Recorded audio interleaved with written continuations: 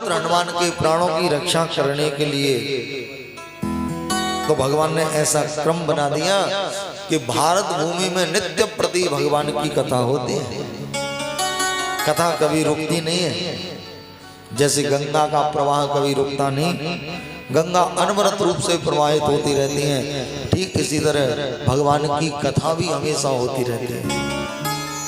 हाँ, अंतर इतना जरूर है कि यहाँ कथा का विश्राम हुआ तो दूसरी जगह प्रारंभ होगी, दूसरी जगह विश्राम तो कहीं तीसरी जगह, कहीं चौथी जगह, ऐसे कथा अनवरत रूप से होती ही रहती है। क्योंकि कथा में पवन पुत्र हनुमान जी के प्राण बसते हैं।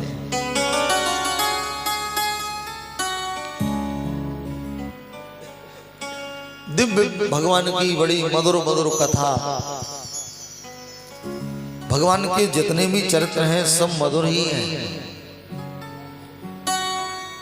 ऐसी कोई कथा नहीं जिसे छोड़ा जा सके, क्योंकि जितनी भी कथाएं सब मधुर हैं। मधुर माने मीठी हैं। एक महात्मा एक गृहस्थ के दरवाजे से निकल रहे थे, गली से जा रहे थे और घर के अंदर छोटे छोटे बच्चों में झगड़ा हो रहा था। बच्चे लड़ रहे थे आंगन में। एक छोटा सा बच्चा कह रहा था मैं तो शेर खाऊंगा शेर।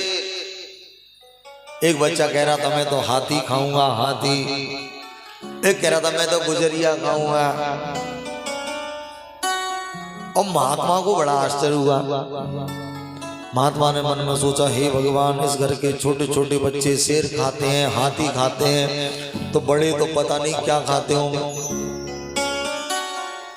जो बच्चे शेर को खा जाते हैं उन बच्चों को देखना चाहिए, वो बच्चे कितने बलवान हैं, कितने तंदुरुस्त हैं, उनको देखूंगा चल के। तो महात्मा जा रहे थे, रास्ते से रुक गए और दरवाजा खटखटाया, द्वार खुला, घर के अंदर आ गए। बच्चों की माँ ने कहा, कहो महाराज जी क्या सेवा करें? तो बोले सेवा कुछ नहीं करना, मुझे तो बस बच्चों को दिखा दो। जो बच्चे कह रहे थे अभी अभी मुझे शेर खाना है, मुझे हाथी खाना है, मैं उन बच्चों को देखने के लिए आया हूँ। मैं देखना चाहता हूँ वो बच्चे कितने बलवान हैं, कितने तंदुरुस्त हैं जो शेर को खा जाते हैं। तो बच्चों की माँ हंस करके बोली, महाराज जी आपको भ्रम हो गया। जो बच्चे शेर को खाने की बात कर रहे थे वो तो ये रहे, छोटे छोटे बच्चे आंगन में खेल रहे थे। महात्मा बोले ये वही बच्चे हैं जो शेर को खाते हैं? बच्चों की माँ ने कहा, हाँ महाराज। लेकिन महाराज वो जंगल का शेर नहीं है। अरे हम बाजार से चीनी के हाथी घोड़ा शेर लाए थे, खिलौने लाए थे चीनी के। तो ये बच्चे उस हाथी की आकृति में आबद्ध होकर के बोल रहे हैं शेर खाना है हाथी खाना है। वो शेर जंगल का नहीं, वो हाथी जंगल का नहीं, वो चीनी का है। उसका पैर भी खाओ तो भी मीठा, सूंड भी खाओ तो भी मीठी, कुछ भी खाओ मीठी है, क्योंकि वो मीठा है, चीनी का है। ठीक इसी तरह भगवान की जितनी भी कथाएं सब मधुर हैं, क्योंकि भगवान भी तो मधुराधिपति हैं। संत कहते हैं, अधरम मधुरम बदनम मधुरम नयनम मधुरम हसतम मधुरम अधरम मधुरम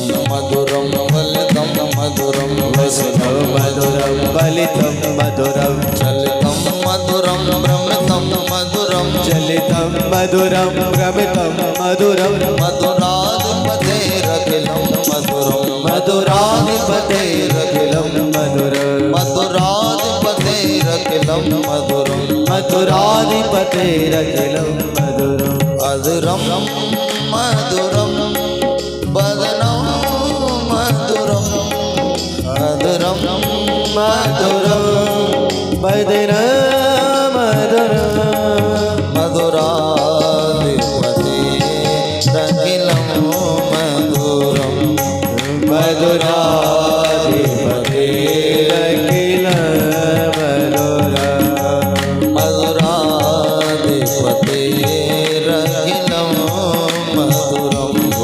मधुराधिपतेरखिलं मधुरं। क्योंकि भगवान स्वयं मधुराधिपति है। भगवान की लीला मधुर, भगवान के चरित्र मधुर, भगवान का नाम मधुर, सब कुछ मधुर ही है। जगत गुरु वल्लभाचार्य जी महाराज मधुराष्टकम में गाते हैं। तो ऐसी भगवान की मधुर मधुर कथाएं, मीठी मीठी कथा हम लोग भागवत जी के माध्यम से श्रवण कर रहे हैं और आगे भी करेंगे।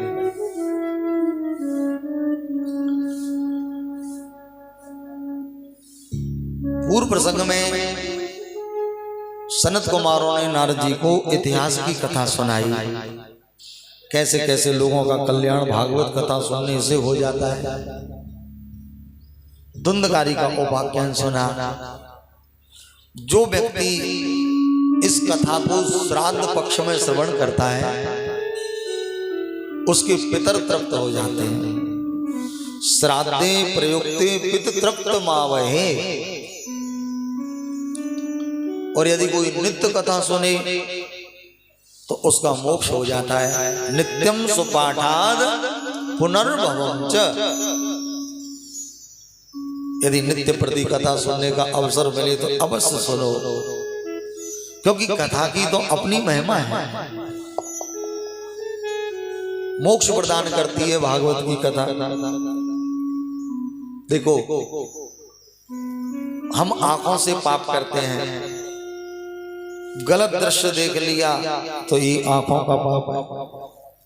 किसी की निंदा चुगली सुन ली, ये कानों का पाप है। किसी को अभद्र शब्द बोल दिए, ये वाणी का पाप है। कई पाप हाथों से कर देते हैं। कई बार मंदिर में जाते हैं दर्शन करने और चलते समय किसी की चरण पादुका पहन के चल देते हैं, तो ये भी तो पाप है। तो जब हम आंखों से भगवान के दर्शन करते हैं तो आंखों का पाप समाप्त हो जाता है। कानों से भगवान की कथा सुनते हैं तो कानों के पाप निकल जाते हैं। हाथों से दान करते हैं, भगवान की पूजा करते हैं तो हाथों का पाप नष्ट हो जाता है। पैरों से तीर्थों की यात्रा करते हैं तो पैरों के पाप दूर हो जाते हैं। कई पाप हमारे अंदर चले जाते हैं।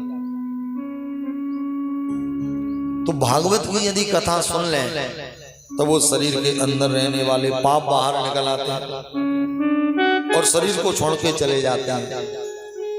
कैसे? इस बात को ऐसे समझें जैसे जंगल में अनेकों जीव जंतु, खरगोश, हिरण, बंदर, पक्षी आदि हैं, और अचानक शेर गर्जना कर दे, दहाड़ लगा दे, और शेर की गर्जना सुन करके जैसे जीव जंतु भाग जाते हैं, जंगल को छोड़ करके इधर उधर छिप जाते हैं, ठीक इसी तरह भागवत की कथा यदि हम कानों से सुनते हैं, वो कथा कानों के माध्यम से अंदर जाती है और अंदर रहने वाले पाप शरीर को छोड़ करके चले जाते हैं। सिंह शब्दाब्रकायव, ये भागवत श्रवण की महिमा है। देवर्षि नारद ने कहा सनत कुमारों से कि महाराज कथा सुनने का कोई नियम है? यदि कोई नियम हो, कोई विधि हो तो आप बता दो। तो सनत कुमार कहते हैं, नारद जी वैसे तो कथा सुनने के लिए कोई नियम नहीं, जब अवसर मिले तब कथा सुनो। लेकिन कोई सकाम भाव से यदि कथा करा रहा हो, कथा सुनना चाहता हो, निष्काम भाव वाले व्यक्ति तो कभी भी कथा सुन सकते हैं। किसी का कोई संकल्प है कि हमारा ये काम पूरा हो जाएगा या पूरा हो जाए, हम कथा सुन रहे हैं, हम कथा करा रहे हैं, तो उसके लिए फिर अलग नियम है। देखो स्कूल एक होता है बच्चों का पढ़ने का, पर स्कूल में नियम अलग अलग, चपरासी का नियम अलग है। भाई आएगा, झाड़ू पोंछा ये सब करेगा, कुर्सी साफ करेगा, घंटी बजाएगा। पढ़ने वाले छात्रों के लिए नियम अलग, पढ़ाने वालों के लिए अलग है, और जो प्राचार्य जी हैं उनके लिए नियम अलग है। स्कूल तो एक ही है, पर नियम सबके लिए अलग अलग है। हम लोग तीर्थों में जाते हैं, आप तीर्थ में जाते हैं, तो हमारे लिए आपके लिए नियम अलग है, और जो लोग वहां रहते हैं उनके लिए नियम अलग है, क्योंकि एक नियम नहीं हो सकता। हम लोग तो यदा कदा तीर्थों में जाते हैं और वो तो तीर्थ में ही रह रहे हैं, तो जो हमारे लिए नियम है वो उनके लिए नहीं है। तो भागवत सुनने के लिए भी अलग नियम होता है। किसका? बोले जो सकाम सुनते हैं उनका नियम अलग है, और जो निष्काम सुनते हैं उनके लिए नियम अलग है। सबसे पहले बढ़िया मुहूर्त निकालना और शुभ मुहूर्त में कथा सुनना चाहिए। शुभ मुहूर्त में कथा सुनने से पुण्य थोड़ा ज्यादा मिलता है। गंगा स्नान करने के लिए लोग जाते हैं मकर संक्रांति पे।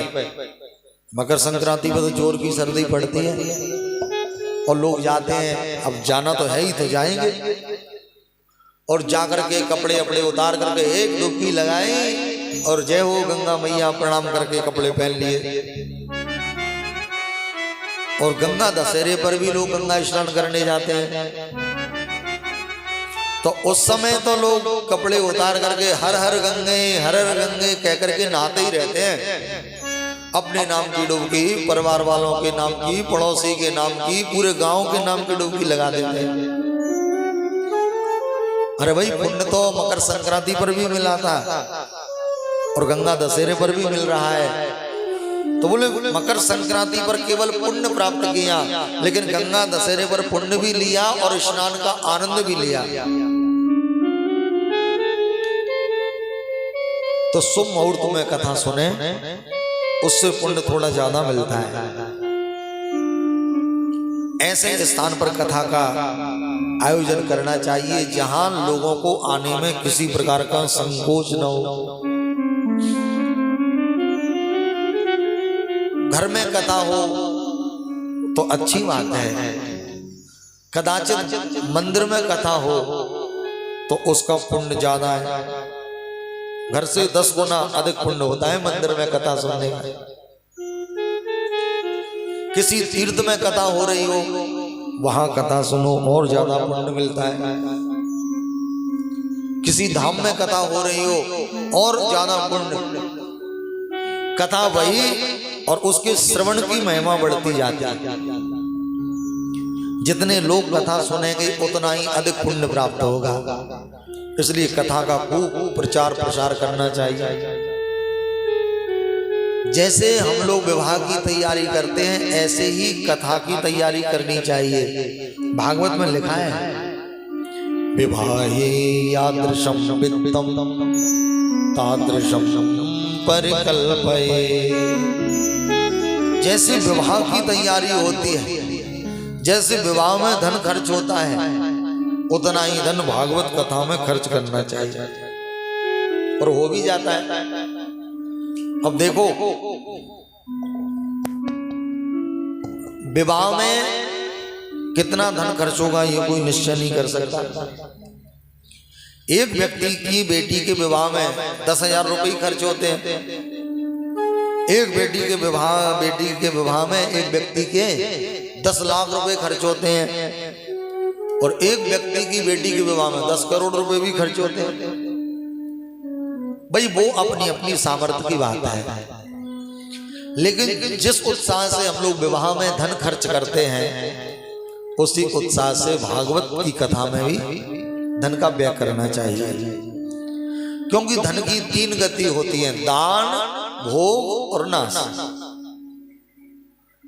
धन की पहली गति होती है दान। अरे साहब बड़ी मेहनत से कमाया, दान नहीं करेंगे, ठीक है मत करो, उसका उपयोग कर लो, अपने ऊपर अपने परिवार के ऊपर खर्च करो। बोले खर्च नहीं करेंगे, खर्च करेंगे तो धन खत्म हो जाएगा। दान आप कर नहीं सकते, खर्च आप कर नहीं सकते, तो तीसरी गति अपने आप हो जाएगा। इसलिए बुद्ध वाणी उसी में है कि धन घर में आए तो उसका खूब दान करो, उसका सदउपयोग करो, सत्कर्मों में खर्च करो।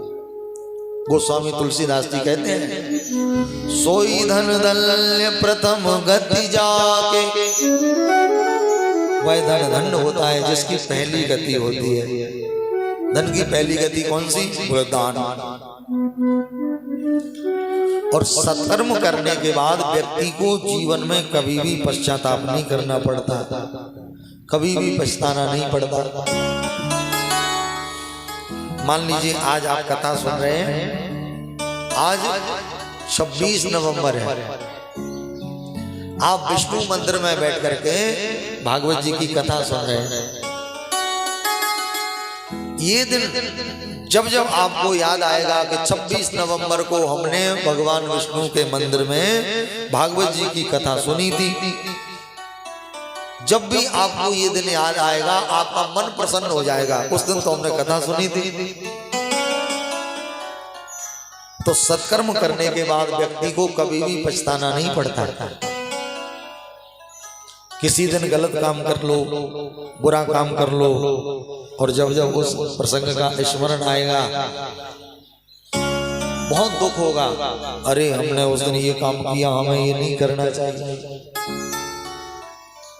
गलत काम करने के बाद व्यक्ति को पश्चाताप होता है, और सत्कर्म करने के बाद व्यक्ति का मन प्रसन्न हो जाता है। हाँ, ये अवश्य है कि सत्कर्म करने के लिए हमको प्रयास करना पड़ता है। देखो, नीचे से ऊपर जाने के लिए आपको सीढ़ी चढ़नी पड़ेगी, आपकी सांस भी भराएगी, फिर भी आप हिम्मत जुटा करके सीढ़ी चढ़ते रहेंगे, तभी तो ऊपर जाएंगे। और ऊपर से नीचे आने के लिए कुछ नहीं करना पड़ेगा, थोड़ा सा पैर गड़बड़ा जाए, पैर फिसल जाए, इधर उधर हो जाए, तो अपने आप एक के बाद एक और नीचे आ जाएंगे। तो हमें सत्कर्म करने के लिए प्रयास करना पड़ेगा। मंदिर में कथा हो रही है तो जल्दी जगना पड़ेगा।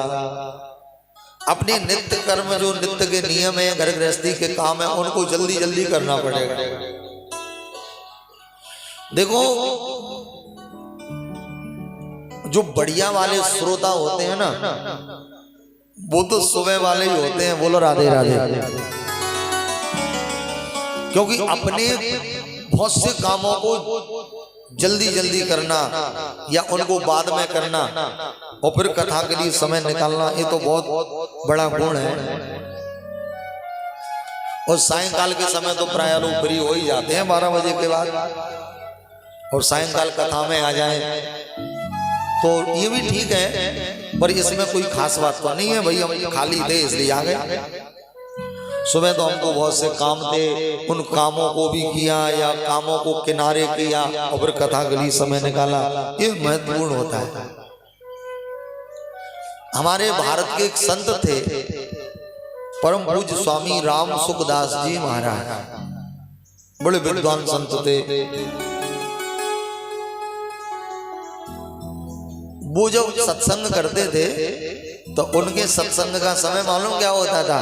प्रातःकाल 5 बजे से 6 बजे तक। बोलो राधे राधे। और उनके सत्संग की एक विशेषता और कि जैसे ही महाराज श्री ने बोलना प्रारंभ किया और दरवाजा बंद कर दिया जाता था, फिर दरवाजा नहीं खुलेगा, न आने वालों के लिए न जाने वालों के लिए। तो कहने का तात्पर्य कि जो प्रातः काल के श्रोता होते हैं वो उच्च कोटि के होते हैं। भाई विद्यालय में पढ़ते तो बहुत से छात्र हैं, पर जो क्लास टीचर होता है उसके पास में जो छात्र जितने पास में बैठते हैं वो उतने ही बुद्धिमान होते हैं, और जो पीछे बैठते हैं वो तो बात करते रहते हैं, कभी कुछ करते रहते हैं।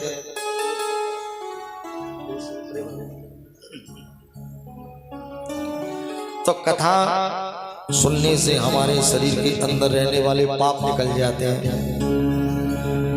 देवालय में कथा हो, भगवान के धाम में कथा हो तो और ज्यादा पुण्य देती है। जितने अधिक लोग सुनते हैं उतना ही कथा कराने वाले को पुण्य प्राप्त होता है। कथा कहने वाला कौन हो, नारद जी ने पूछा तो सनत कुमार कहते हैं, महर्षि वेदव्यास लिखते हैं, कथा कहने वाला ब्राह्मण ही होना चाहिए। आजकल अन्य लोग भी कथा करने लगे हैं, क्योंकि कोई पूछने वाला नहीं है। थोड़ा सा तिलक चंदन लगाए देखा और बस पंडित जी कह दिया सामने वाले ने, और उसने भी सिर हिला दिया। तो कथा एक अनुष्ठान होती है। भागवत जो कथा है इसको अनुष्ठान की संज्ञा दी जाती है, और अनुष्ठान में तो वर्ण होता है, और वर्ण तो केवल ब्राह्मण का ही होगा। तो भागवतकार लिखते हैं कि कथा कहने वाला ब्राह्मण होना चाहिए। फिर ब्राह्मणों में भी कई प्रकार होते हैं। ब्राह्मणों में वैष्णव ब्राह्मण होना चाहिए, वेद शास्त्र का जानकार होना चाहिए। कोई उदाहरण दे, कोई प्रमाण दे तो शास्त्र का दे। अपनी मनगढ़ंत कहानियां व्यासपीठ से नहीं सुनानी चाहिए। दृष्टांत देने में कुशल होना चाहिए। दृष्टांत कुशलोद हीरा। आपने हमसे कुछ कहा और आपने कहा हमारी समझ में नहीं आया, तो आपके कहने का मतलब क्या हुआ? आपको इस तरह से कहना चाहिए कि हमारी समझ में आ जाए। तो व्यासपीठ से ऐसे कथा कहनी चाहिए कि सुनने वालों को समझ में आए। ऐसी शैली का प्रयोग करना चाहिए कि श्रोताओं की समझ में आए। उसमें अपनी ज्यादा योग्यता नहीं लगानी चाहिए। सरल भाषा में कथा का वाचन करे। सूर्योदय के बाद कथा प्रारंभ करनी चाहिए, और सूर्य अस्त के समय, सूर्यास्त से पहले कथा का विश्राम कर देना चाहिए।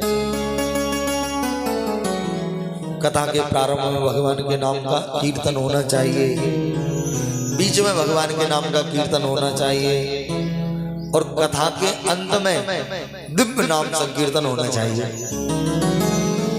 श्रोताओं को कथा में नहीं बोलना चाहिए। जब कथा चल रही हो तो श्रोताओं को बोलना नहीं चाहिए, और जब कीर्तन हो रहा हो तो श्रोताओं को चुप नहीं रहना चाहिए, उस समय बोलना चाहिए। 7 दिन बिल्कुल ऋषियों की तरह, मुनियों की तरह जीवन हो जाता है। इसलिए इस कलयुग में सप्ताह कथा श्रवण की बड़ी महिमा है, क्योंकि ज्यादा दिन का समय तो हम लोग निकाल नहीं सकते। 7 दिन का समय निकाल करके कथा सुन लें तो कल्याण हो जाता है। नारद जी ने कहा, महाराज एक बात बताओ, ठीक है कथा मंदिर में होगी, पंडित जी कथा करेंगे, श्रोता सुनेंगे, बीच में नहीं बोलेंगे, वो तो सब ठीक है, लेकिन कथा सुनने वालों को खाना क्या चाहिए? सनत कुमार बोले, कथा सुनने वालों को कुछ नहीं खाना चाहिए, 7 दिन बिल्कुल निराहार रह करके कथा सुननी चाहिए। नारद जी बोले, तो आपकी कथा आप ही सुन लेना, कोई नहीं सुनेगा। अरे महाराज ये कोई तरीका है? 7 दिन कुछ नहीं खाओ, निराहार रह करके सुनो? नहीं महाराज ऐसे नहीं चलेगा, थोड़ा सरल नियम बता दीजिए। सनत कुमार बोले, तो एक समय भोजन कर लो, एक समय फलाहार कर लो, दूध पी करके रह लो, घी पी करके रह लो, इससे भी काम नहीं चले तो एक समय भोजन कर लो, एक समय फलाहार कर लो। और बोले इससे भी काम नहीं चले तो 2 बार भोजन कर लो, 2 बार फलाहार कर लो। और इससे भी काम नहीं चले तो 5 बार भोजन कर लो लेकिन कथा सुनो। बोलो राधे राधे। भोजनम तू वरम मन्ये कथा श्रवण कारकम नोपवासो वर प्रोक्त कथा विघ्न करो। यदि 4 बार भोजन करके कथा सुनने में मन लगे तो 4 बार भोजन करो। कोई कहे हम तो व्रत करेंगे साहब 7 दिन और बिल्कुल व्रत में ही कथा सुनेंगे, बिल्कुल निराहार रहेंगे। ठीक है भैया रह लो। अब 3 दिन तो बड़ी श्रद्धा से कथा सुनी निराहार, और चौथे दिन रसोई घर में सिक रही थी पकौड़ी, और पकौड़ी सिकने की खुशबू आ गई। अब बैठे हैं कथा में, मन चला गया रसोई घर में, पकौड़ी मिल जाती तो अच्छा रहता, कैसे पकवान बन रहे हैं अच्छा रहता, खा लेते तो। लेकिन हमने तो 7 दिन का नियम ले लिया। अब ऐसी बात यदि मन में आई तो व्रत तो यहीं पूरा हो गया। इससे बढ़िया है कि जैसा शरीर कहे, जैसा स्वास्थ्य कहे, शरीर जैसा साथ दे वैसा ही करके कथा सुननी चाहिए। हमारा लक्ष्य तो कथा सुनना है। कथा को सुने, जीवन में उतारें, उसका मनन करें, उसका चिंतन करें। देखो भगवान की भक्ति 9 प्रकार की है। पहली भक्ति है श्रवण, खूब भगवान की कथा सुने। श्रवण माने सुनना। दूसरी भक्ति है कीर्तनम, कीर्तन करो। तीसरी है स्मरणम। भाई पहली भक्ति सुनना है तो पहले कथा सुनिए। तो आप कहेंगे कि साहब कथा तो जब सुनेंगे कोई सुनाने वाला होगा, तो सुनाने वाला यदि कोई नहीं है तो आप कीर्तन कर सकते हैं। कीर्तनम विष्णु।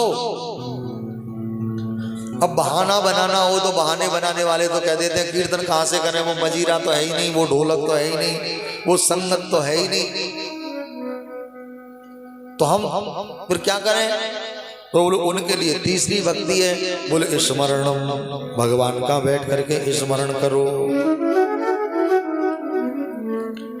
स्मरण और चिंतन दोनों का अर्थ प्राय एक जैसा है, लेकिन यदि विचार करके देखें तो अर्थ में अंतर है। बोलो राधे राधे, थोड़ा जोर से राधे राधे। जो हमें हमेशा बना रहे वो होता है स्मरण। जिसके लिए हमको प्रयास नहीं करना पड़े उसको कहते हैं स्मरण। जैसे आपसे किसी ने नाम पूछा, आपका नाम, और आपको अपना नाम याद था, आपने कह दिया श्याम सुंदर उपाध्याय, तो इसको कहेंगे स्मरण। जो बगैर प्रयत्न के हो जाता है उसे कहा जाता है स्मरण।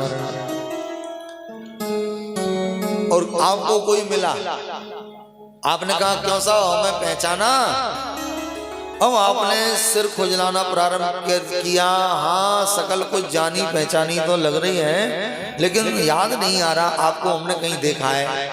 और जो आपने चित्त पर जोर दिया, थोड़ा सा दबाव डाला, आपको याद आ गया और आप हंस करके बोले हाँ हाँ पहचान गए, आप राजेश जी हैं, बरेली के मंदिर के पुजारी जी हैं। तो इसको कहेंगे चिंतन। चित्त पर जोर देने के बाद जो हुआ उसे कहा जाता है चिंतन। और स्मरण जो बना रहे उसे कहते हैं स्मरण। तो भगवान की भक्ति के प्रकार हैं श्रवणम कीर्तनम विष्णु स्मरणम पाद सेवनम। तो मैं ये कह रहा था कि भगवान की कथा सुनना हमारा लक्ष्य है। तो जैसे कथा सुनने में मन लगे वैसा ही करना चाहिए। भागवत की पूजा करें, व्यासपीठ की पूजा करें। एक संग में मूल पाठक होना चाहिए जो भागवत के मूल श्लोकों का पारायण करे।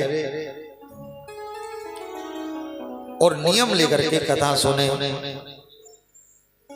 और यदि कोई गृहस्थ व्यक्ति कथा करा रहा है तो उसके लिए आवश्यक है हवन होना चाहिए। और कोई महात्मा कथा करा रहा है, कोई विरक्त कथा करा रहा है तो आवश्यक नहीं कि हवन करें, केवल गीता पाठ से ही काम हो जाता है। फिर कथा के विश्राम में भोजन भंडारा कराना चाहिए। और भंडारे की कोई सीमा नहीं, जितनी इच्छा हो उतना ही भंडारा कराए। भागवत में तो लिखा है केवल 12 ब्राह्मणों को भोजन करा दें और वो कार्य पूरा हो जाता है। लेकिन अपनी इच्छा है जितने लोगों को भोजन कराएं, अन्नदान की अपनी महिमा है।